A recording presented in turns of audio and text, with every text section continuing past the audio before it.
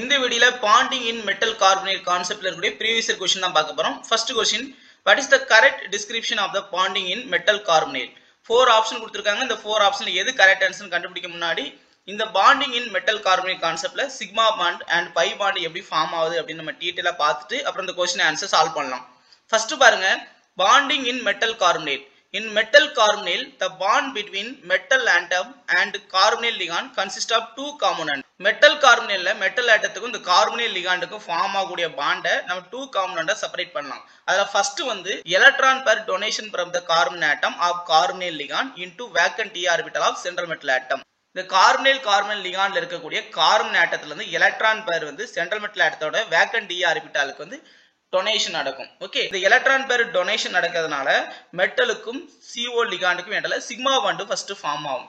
Okay, அப்ப இதுதான் metal ஆட்டம். அதுல COங்கிற கார்பனைல் லிகாண்ட் இருக்கு. இந்த கார்பனைல் லிகாண்ட்ல இருக்கக்கூடிய கார்பன்ல இருக்கக்கூடிய லோன் பேர் சென்ட்ரல் மெட்டல் ஆட்டத்தோட வேக்கன்ட் டி ஆர்பிட்டாலுக்கு டொனேஷன் பண்ணுது. ஓகே, அப்ப வேக்கன்ட் டி ஆர்பிட்டாலுக்கு டொனேஷன் பண்ணதுனால இங்க சிக்மா பாண்ட் ஃபார்ம் ஆகுது. கெட்டான் கெட்டு ஓவர்லாப் நடக்குது. சோ சிக்மா பாண்ட் ஃபார்ம் ஆகுது.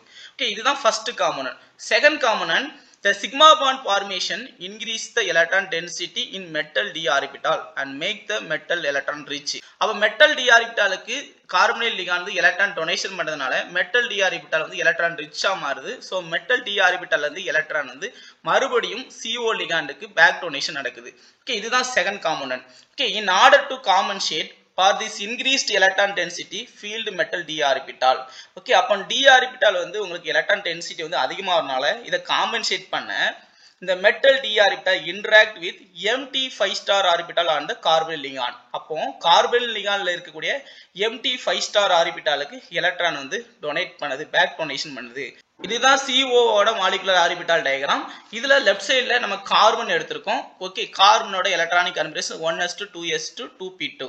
2s ஆர்பிட்டால் 2 எலக்ட்ரான் எழுதிருக்கும், 2p ல 2 எலக்ட்ரான் எழுதிருக்கும். அதே மாதிரி இது ஆக்சிஜனோட எலக்ட்ரானிக் கான்ஃபிகரேஷன்.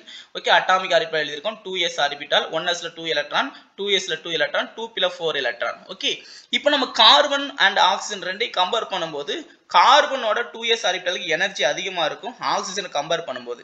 ஏன்னா ஆக்சிஜனோட அட்டாமிக் நம்பர் 8, கார்பனுக்கு 6.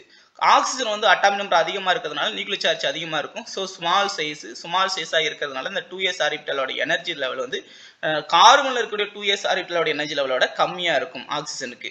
ஓகே, அதே மாதிரி கார்பன்ல இருக்கக்கூடிய இந்த 2p ஆர்பிட்டாலும் அதே மாதிரி ஆக்சிஜன்ல இருக்கக்கூடிய 2p ஆர்பிட்டாலோட எனர்ஜி கம்பேர் பண்ணும்போது ஆக்சிஜனோட 2p ஆர்பிட்டாலோட எனர்ஜி கம்மியா இருக்கும். டியூ டு ஆக்சிஜனுக்கு நியூக்ளியர் சார்ஜ் அதிகம், ஸ்மால் சைஸ். இப்ப இந்த கார்பனும் அண்ட் ஆக்சிஜனும் சேர்ந்து கார்பன் மோனாக்சைடு வந்து ஃபார்ம் ஆகுது. இந்த கார்பன் மோனாக்சைடோட மாலிகுலர் டயகிராம் நம்ம சென்டர்ல எழுதியிருக்கோம். அதுல இங்க by 2py, by 2pz and sigma 2px இந்த 3 ஆர்பிட்டாலுமே பாண்டிங் மாலிகுலர் ஆர்பிட்டால். இதுல எல்லாமே எலக்ட்ரான் ஃபில் ஆயிருக்கு. ஓகே, அடுத்தது pi star 2py and 5 star 2pz இந்த 2 ஆர்பிட்டாலும் லோயஸ்ட் அன்ஆக்குபைடு மாலிகுலர் ஆர்பிட்டால், அதாவது லூமோ அப்படின்னு சொல்லுவோம். ஓகே, அப்ப இந்த லூமோ ஆர்பிட்டால்ல வேக்கண்ட் ஆர்பிட்டால் இருக்கிறதுனால அப்ப இங்க இருக்கக்கூடிய இந்த 5 ஸ்டார் ஆர்பிட்டால் தான் எலக்ட்ரானை அக்செப்ட் பண்ணும். மெட்டல் ஆட்டத்துல இருந்து எலக்ட்ரான் வந்து இந்த 5 ஸ்டார் ஆர்பிட்டாலுக்கு மூவ் ஆக ஆரம்பிக்கும். சோ சென்ட்ரல் மெட்டல் ஆட்டத்துல உள்ள d ஆர்பிட்டால் எலக்ட்ரான் ரிச்சா மாறும்போது இந்த எலக்ட்ரான் மகேன் வந்து பேக் டொனேஷன் பண்ணுது அங்க CO ல இருக்கக்கூடிய கார்பன் மோனாக்சைடுல இருக்கக்கூடிய 5 ஸ்டார் ஆர்பிட்டாலுக்கு பேக் டொனேஷன் பண்ணுது. ஏன்னா 5 ஸ்டார் ஆர்பிட்டால் தான் வேக்கண்டா இருக்குது. சோ அந்த ஆர்பிட்டாலுக்கு பேக் டொனேஷன் பண்ணுது. ஓகே, அப்ப இத தான் நம்ம second component and pi back bonding அப்படின்னு சொல்லுவோம். ஓகே, அப்ப 5 ஸ்டார் ஆர்பிட்டாலுக்கு மெட்டல் ஆட்டத்துல உள்ள எலக்ட்ரான் வந்து பேக் டொனேஷன் பண்ணதுனால இது பை பேக் பாண்டிங் அப்படின்னு சொல்றோம். ஓகே, இது செகண்ட் காம்போனன்ட். அடுத்தது in metal carbonyl electron density move from ligand to metal through sigma bond. First காம்போனன்ட்ல வந்து லிகாண்ட்ல இருந்து மெட்டல் இடத்துக்கு எலக்ட்ரான் வந்து டிரான்ஸ்பர் ஆகுது த்ரூ சிக்மா பாண்ட் வழியா. அதே மாதிரி செகண்ட் காம்போனன்ட் வந்து என்னன்னா மெட்டல்ல இருந்து லிகாண்டுக்கு எலக்ட்ரான் வந்து மூவ் ஆகுது த்ரூ பை பாண்ட் வழியா. ஓகே, அப்ப இங்க by bond and sigma bond 2 components இருக்கு. இந்த 2 காம்போனன்ட்டுமே நம்ம என்ன சொல்லுவோம்னா சினர்ஜியம் அப்படின்னு சொல்லுவோம்.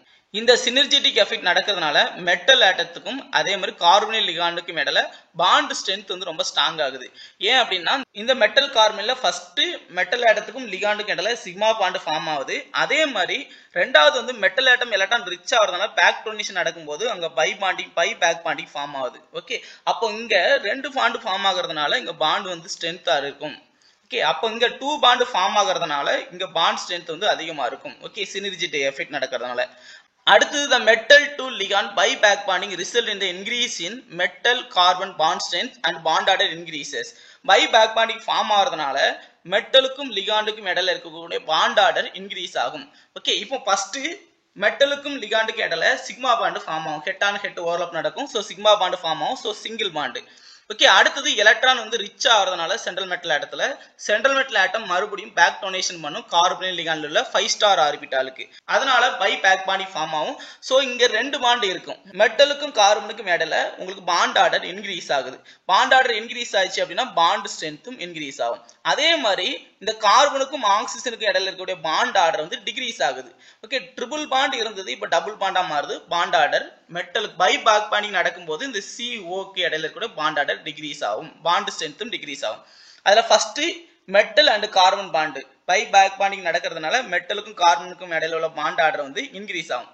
ஓகே, அப்போ பாண்ட் ஆர்டர் வந்து ஃபர்ஸ்ட் மெட்டலுக்கும் கார்பனுக்கும் இடையில சிக்மா பாண்ட் மட்டும் இருந்து பேக் பாண்ட் நடக்கிறதுனால டபுள் பாண்ட் கேரக்டர் வந்துட்டு. ஓகே, அடுத்தது கார்பனுக்கும் ஆக்சிஜனுக்கும் உள்ள பாண்ட் ஆர்டர் டிகிரீஸ் ஆகும்.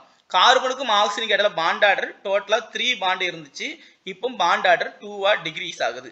ஓகே, அடுத்தது பாண்ட் ஆர்டர் வந்து அதிகமாச்சு அப்படின்னா பாண்ட் ஸ்ட்ரென்த் அதிகமாகும். ஸோ ஸ்ட்ரெச்சிங் ஃப்ரீக்வன்சியும் அதிகமாகும். ஓகே, அப்போ இங்க கார்பனுக்கும் ஆக்சிஜனுக்கு இடையில இருக்கக்கூடிய பாண்ட் ஆர்டர் வந்து டிகிரீஸ் ஆகுது. 3ல இருந்து 2 மாறுது. பாண்ட் ஆர்டர் குறைஞ்சிச்சுன்னா பாண்ட் ஸ்ட்ரென்த்தும் குறையும். ஸோ ஸ்ட்ரெச்சிங் ஃப்ரீக்வன்சியும் குறையும். ஓகே, அப்போ bond order is directly proportional to bond strength. Bond strength is directly proportional to stretching frequency. Okay, அடுத்தது evidence for pi back bonding. இந்த IR ஸ்பெக்ட்ரோஸ்கோபி வந்து மெட்டல் கார்பனேல கேரக்டைஸ் பண்றதுக்கு யூஸ் ஆகுது. ஓகே, அடுத்தது இந்த ஸ்ட்ரெச்சிங் ஃப்ரீக்வன்சி வந்து IR ஸ்பெக்ட்ரோஸ்கோப்ல வெரி ஷார்ப் பேண்ட் வந்து கொடுக்குது. Okay, the stretching frequency of free CO, அந்த ஃப்ரீ கார்பனேட் லிகாண்டுக்கு ஸ்ட்ரெச்சிங் ஃப்ரீக்வன்சி வந்து 2143 per centimeter. இதே ஸ்ட்ரெச்சிங் ஃப்ரீக்வன்சி ஆஃப் CrCO6க்கு வந்து CrCO6ல 6 CO-வும் டெர்மினல்ல இருக்கும். ஸோ அதோட ஸ்ட்ரெச்சிங் ஃப்ரீக்வன்சி வேல்யூ வந்து 2000 per centimeter. அப்போ ஸ்ட்ரெச்சிங் ஃப்ரீக்வன்சி வந்து ஃப்ரீ CO இருக்கும்போது அதிகமா இருக்குது. இதே பாண்டிங்ல இன்வால்வ் ஆகும்போது ஸ்ட்ரெச்சிங் ஃப்ரீக்வன்சி வந்து கம்மி ஆகுது. ஓகே, அதுக்கு ரீசன் என்ன அப்படின்னா பை பேக் பாண்டிங் நடந்துச்சுன்னா மெட்டல் ஆட்டத்துல இருந்து கார்பனில் லிகாண்டுக்கு உங்களுக்கு எலக்ட்ரான் வந்து டிரான்ஸ்பர் ஆகும். அப்படி எலக்ட்ரான் டிரான்ஸ்பர் ஆகும்போது இந்த கார்பனுக்கும் ஆக்சிஜனுக்கு இடையில உள்ள பாண்ட் ஸ்ட்ரென்த் டிகிரீஸ் ஆகும். ஓகே, அதாவது ட்ரிபிள் பாண்ட் டபுள் பாண்டா குறையும். ஸோ அப்போ கார்பனுக்கும் ஆக்சிஜனுக்கும் இடையில உள்ள பாண்ட் ஆர்டர் வந்து டிகிரீஸ் ஆகும். பாண்ட் ஆர்டர் டிகிரீஸ் ஆச்சுன்னா பாண்ட் லென்த் இன்க்ரீஸ் ஆகும். பாண்ட் லென்த் இன்க்ரீஸ் ஆச்சுன்னா அதோட பாண்ட் ஸ்ட்ரென்த் வந்து குறையும். அப்ப பாண்ட் ஸ்ட்ரென்த் குறைஞ்சுன்னா ஸ்ட்ரெச்சிங் ஃப்ரீக்வன்சியும் டிகிரீஸ் ஆகும். அதனால தான் 2143 per centimeterல இருந்து 2000 per centimeter டிகிரீஸ் ஆகுறதுக்கு காரணம். ஓகே, அப்போ பெஸ்ட் 5 அக்செப்டார் லிகாண்ட் யாரு அப்படின்னா ஃபர்ஸ்ட் வந்து NO+, அடுத்தது CO, அடுத்தது PF3, அடுத்தது RNC, அடுத்து PCl3, அடுத்து POR3, அடுத்து PR3, அடுத்தது RCN, அடுத்தது அமோனியா. ஓகே, அப்போ NO+ தான் பெஸ்ட் 5 அக்செப்டார் லிகாண்ட். அடுத்ததுக்கு இது வரைக்கும் பார்த்த கான்செப்ட் வந்து நம்ம क्वेश्चंस பார்க்கலாம். First question, what is the correct description of the bonding in metal carbonate? Metal carbonate எது கரெக்ட் டிஸ்கிரிப்ஷன் கேட்டிருக்காங்க. ஃபர்ஸ்ட் பாயிண்ட் வந்து sigma donation from metal to CO and pi back bonding from CO to metal. Second option, sigma donation from CO to metal and pi back bonding from metal to CO. Third option, pure covalent bonding without any donation or back bonding. Fourth option, sigma donation from CO to metal and pi back bonding from CO to metal அப்படினு கொடுத்திருக்காங்க. Okay, first நம்ம metal கார்பனேட்ல 2 component form ஆகும். ஒன்னு sigma bond, இன்னொன்னு pi back bonding. Sigma bond வந்து form ஆகுறது first கார்பனில் லிகாண்ட்ல இருந்து மெட்டல் ஆட்டத்துக்கு எலக்ட்ரான் வந்து டொனேஷன் நடக்கும். அதனால சிக்மா பாண்ட் ஃபார்ம் ஆகும். அடுத்தது இந்த சிக்மா பாண்ட் ஃபார்ம் ஆகிறதுனால மெட்டல் ஆட்டத்துல உள்ள d ஆர்பிட்டால் எலக்ட்ரான் ரிச்சா மாறதுனால பேக் டொனேஷன் பண்ணும் இங்க இருக்கக்கூடிய 5 ஸ்டார் ஆர்பிட்டாலுக்கு. ஓகே, அப்ப அந்த 5 ஸ்டார் ஆர்பிட்டால் பேக் டொனேஷன் நடக்கிறதுனால பை பேக் பாண்டிங் ஃபார்ம் ஆகும். அந்த பை பேக் பாண்டிங் வந்து மெட்டல் ஆட்டத்துல இருந்து கார்பனில் லிகாண்டுக்கு வந்து டிரான்ஸ்பர் ஆகுது. ஓகே, அப்போ ஃபர்ஸ்ட் வந்து கார்பனில் லிகாண்ட்ல இருந்து மெட்டல் டிரான்ஸ்பர் ஆகுது. அதனால சிக்மா பாண்ட் ஃபார்ம் ஆகுது. அப்போ sigma donation from carbonyl ligand to metal. Okay, அடுத்தது second pi back bonding from metal to carbonyl ligand. Okay, அப்போ B option is correct answer. அடுத்த क्वेश्चन பார்க்கலாம். The carbonyl stitching frequency CO for MnCO5 minus is lower than that of FeCO5. Questionல stitching frequency of CO வந்து MN காம்ப்ளெக்ஸ்க்கு வந்து லோயரா இருக்குன்னு கொடுத்துருக்காங்க. அப்ப MN காம்ப்ளெக்ஸ்க்கு லோயரா இருக்கு அப்படின்னா இந்த எம்என்ல இருந்து சிஓக்கு பேக் டோனேஷன் ஈஸியா நடக்குது. பேக் டோனேஷன் ஈஸியா நடந்துச்சு அப்படின்னா பை பேக் பாண்ட் ஃபார்ம் ஆகும். பை பேக் பாண்ட் ஃபார்ம் ஆகும்போது மெட்டலுக்கும் கார்பனுக்கும் இடையில இருக்கக்கூடிய பாண்ட் ஆர்டர் இன்க்ரீஸ் ஆகும். பாண்ட் ஆர்டர் இன்க்ரீஸ் ஆச்சுன்னா ஸ்ட்ரெச்சிங் ஃப்ரீக்வன்சி இன்க்ரீஸ் ஆகும். ஓகே, அதே மாதிரி கார்பனுக்கும் ஆக்சிஜனுக்கும் இடையில இருக்கக்கூடிய பாண்ட் ஆர்டர் டிக்ரீஸ் ஆகும். ட்ரிபிள் பாண்ட்ல இருந்து டபுள் பாண்டா மாறும். ஸோ பாண்ட் ஆர்டர் குறைஞ்சிச்சு அப்படின்னா பாண்ட் ஸ்ட்ரென்த் குறையும். பாண்ட் ஸ்ட்ரென்த் குறைஞ்சிச்சுன்னா ஸ்ட்ரெச்சிங் ஃப்ரீக்வன்சி குறையும். ஓகே, அப்போ பேக் டோனேஷன் ஈஸியா நடக்கிறது மேங்கனீஸ் காம்ப்ளெக்ஸா அடுத்து அயன் காம்ப்ளெக்ஸா அப்படின்னு நம்ம கண்டுபிடிக்கணும். இந்த பை பேக் டோனேஷன் நடக்கும்போது கார்பனுக்கும் ஆக்சிஜனுக்கும் இடையில இருக்கக்கூடிய பாண்ட் ஆர்டர் டிக்ரீஸ் ஆகுது. பாண்ட் ஆர்டர் டிக்ரீஸ் ஆயிடுச்சு அப்படின்னா பாண்ட் ஸ்ட்ரென்த்தும் டிக்ரீஸ் ஆகும். ஸோ ஸ்ட்ரெச்சிங் ஃப்ரீக்வன்சி டிக்ரீஸ் ஆகும். ஓகே, அப்போ பை பேக் பாண்ட் வந்து எங்க ஈஸியா ஃபார்ம் ஆகுது மேங்கனீஸ் காம்ப்ளெக்ஸா அயன் காம்ப்ளெக்ஸா அப்படின்னு பார்க்கலாம். இப்போ ஃபர்ஸ்ட் வந்து CO5 கேஸ் மோர் CO லிகான்ஸ் அப்படின்னு கொடுத்துருக்காங்க. அப்போ மோர் CO லிகான் கொடுத்துருக்காங்க. Feலையும் CO வந்து 5 தான் இருக்கு, Mnலையும் CO5 தான் இருக்கு. ஓகே, அப்போ option A is wrong answer. Option B FeCO5 has higher oxidation state then Mn complex. இப்போ இந்த அயன் காம்ப்ளெக்ஸ்ல அயனோட ஆக்சிடேஷன் ஸ்டேட் 0, அடுத்து Mn காம்ப்ளெக்ஸ்ல Mnோட ஆக்சிடேஷன் ஸ்டேட் -1. ஆக்சிடேஷன் நம்பர் இப்படி சேஞ்ச் ஆகிறதுனால இந்த ஸ்ட்ரெச்சிங் ஃப்ரீக்வன்சில வேரியேஷன் ஆகிறது இல்ல. ஸோ இது ராங். அடுத்தது the extra electron in MnCO5 increases metal to CO back bonding. அப்ப இந்த எக்ஸ்ட்ரா எலக்ட்ரான் வந்து Mnல இருக்குது. ஏன்னா Mnல ஆக்சிடேஷன் நம்பர் -1 வருது இந்த காம்ப்ளெக்ஸ்ல. அப்ப -1 இருந்துச்சுன்னா Mn ஆட்டத்துல இருக்கக்கூடிய எலக்ட்ரானை விட Mn மைனஸ்ல எலக்ட்ரான் வந்து அதிகமா இருக்குது. அப்ப எலக்ட்ரான் வந்து எக்ஸ்ட்ரா இருக்கிறதுனால Mnல இருந்து எலக்ட்ரான் ஈஸியா CO-க்கு பேக் டோனேஷன் நடக்கும். அப்ப பை பேக் பாண்ட் ஃபார்ம் ஆகும். பை பேக் பாண்ட் ஃபார்ம் ஆகிறதுனால CO-ட ஸ்ட்ரெச்சிங் ஃப்ரீக்வன்சி குறையும். ஓகே, அப்போ option C is correct answer. அடுத்த option the electron density of MnCO5 decreases weakening the CO. ஓகே, எலக்ட்ரான் டென்சிட்டி அதிகமா இருந்தா தான் பேக் டோனேஷன் நடக்கும். அப்பதான் CO-ட ஸ்ட்ரெச்சிங் ஃப்ரீக்வன்சி கம்மியாகும். ஓகே, அப்போ option D also wrong. Option C is correct answer. அடுத்த क्वेश्चन பார்க்கலாம்.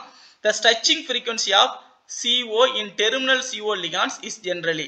அப்போ டெர்மினல்ல இருக்கக்கூடிய CO ஓட ஸ்ட்ரெச்சிங் ஃப்ரீக்வன்சி என்னன்னு கேட்டிருக்காங்க. Option A lower than 1800 per centimeter. Option B between 1800 to 2100 per centimeter. Option C 200 centimeter to 2300 per centimeter. Option D higher than 2300 per centimeter. Okay, இப்போ நம்ம stretching frequency of terminal CO ligands கேட்டிருக்காங்க. இப்போ terminal CO லிகாண்ட்ஸ்க்கும் அந்த free CO லிகாண்டுக்கும் stretching frequency பார்க்கலாம். Free CO லிகாண்டா இருந்தா ஸ்ட்ரெச்சிங் ஃப்ரீக்வன்சி வந்து 2143 பெர் சென்டிமீட்டர் வரும். இதே டெர்மினல்ல CO லிகாண்ட் அட்டாச் ஆயிருந்துச்சுன்னா அதோட ஸ்ட்ரெச்சிங் ஃப்ரீக்வன்சி 1850ல இருந்து 2120 பெர் சென்டிமீட்டர் வரைக்கும் ஸ்ட்ரெச்சிங் ஃப்ரீக்வன்சி வரும். இதே CO லிகாண்ட் 2 மெட்டலோட பிரிட்ஜிங்ல இன்வால்வ் ஆயிருந்துச்சு அப்படின்னா அதோட ஸ்ட்ரெச்சிங் ஃப்ரீக்வன்சி 1720ல இருந்து 1850 பெர் சென்டிமீட்டர் வரைக்கும் இதோட ஸ்ட்ரெச்சிங் ஃப்ரீக்வன்சி இருக்கும். அதே CO லிகாண்ட் வந்து 3 மெட்டலோட பிரிட்ஜிங்ல இன்வால்வ் ஆயிருந்துச்சுன்னா அதோட ஸ்ட்ரெச்சிங் ஃப்ரீக்வன்சி 1500ல இருந்து 1730 வரைக்கும் அதோட ஸ்ட்ரெச்சிங் ஃப்ரீக்வன்சி இருக்கும். ஓகே, அப்ப இங்க கேட்டிருக்கு டெர்மினல் எவ்வளவு இருக்குன்னு கேட்டிருக்காங்க. டெர்மினல்ல 1850ல இருந்து 2120 வரைக்கும் அதோட ஸ்ட்ரெச்சிங் ஃப்ரீக்வன்சி இருக்கும். சோ ஆப்ஷன் B ல தான் 1800 to 2100 per centimeter வரைக்கும் கொடுத்திருக்காங்க. So option B is correct answer. அடுத்த क्वेश्चन பார்க்கலாம். higher stretching frequency of nickel CO bond in nickel tetracarbonyl is closest to. இப்போ இந்த 4 ஆப்ஷன்ல நிக்கல் டெட்ராகார்பனைல்ல நிக்கலுக்கும் CO-க்கும் ஸ்ட்ரெச்சிங் ஃப்ரீக்வன்சி எந்த ரேஞ்சில் இருக்கும் அப்படின்னு உங்களுக்கு ஆன்சர் தெரிஞ்சா உங்களோட ஆன்சரை கமெண்ட் பாக்ஸ்ல சொல்லுங்க. இந்த வீடியோ பிடிச்சிருந்தா லைக் பண்ணுங்க, கமெண்ட் பண்ணுங்க, நம்ம சேனலை சப்ஸ்கிரைப் பண்ணுங்க. மீண்டும் இன்னொரு வீடியோல நம்ம சந்திக்கலாம். தேங்க்யூ.